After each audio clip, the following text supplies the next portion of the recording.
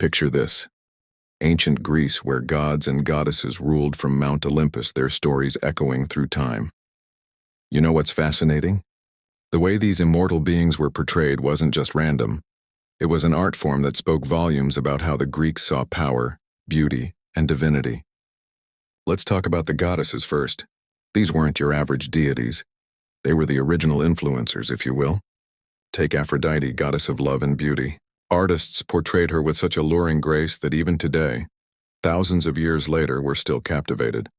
They gave her flowing robes that seemed to dance in invisible winds, hair that cascaded like golden waterfalls, and eyes that could make both gods and mortals weak at the knees. Then there's Athena, whose beauty was more subtle but equally powerful, wisdom radiating from her very presence. Now, the male gods, they were absolute units. Zeus wasn't just big, he was massive. Ancient artists made sure every statue, every painting showed these divine men as literal giants among men. Imagine Poseidon rising from the waves, muscles rippling like the ocean itself, standing tall enough to part the clouds. Ares, the god of war, was depicted with shoulders broad enough to carry the weight of battle itself. These weren't just big dudes. They were manifestations of power itself. But here's where it gets really interesting. The mystic element. The Greeks didn't just make their gods beautiful or powerful, they made them otherworldly. Think about it. Hades emerging from swirling shadows in the underworld. Hermes leaving trails of ethereal light as he delivered messages between realms. Artists would add these subtle touches, a mysterious glow in the eyes, clouds that seemed to form crowns around their heads, or magical symbols woven into their clothing. They created this perfect balance.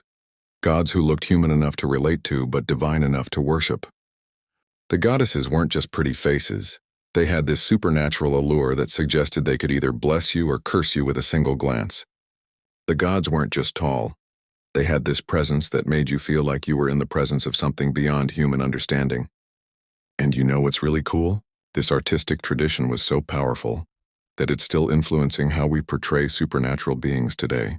Every time you see a movie with gods or divine beings, chances are there's a little bit of that ancient Greek DNA in there.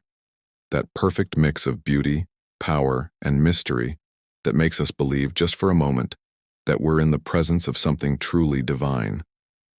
Think about it. These weren't just religious figures. They were the original superheroes, the first celebrities, the ultimate influencers. And the way they were portrayed? That was some serious ancient marketing genius right there.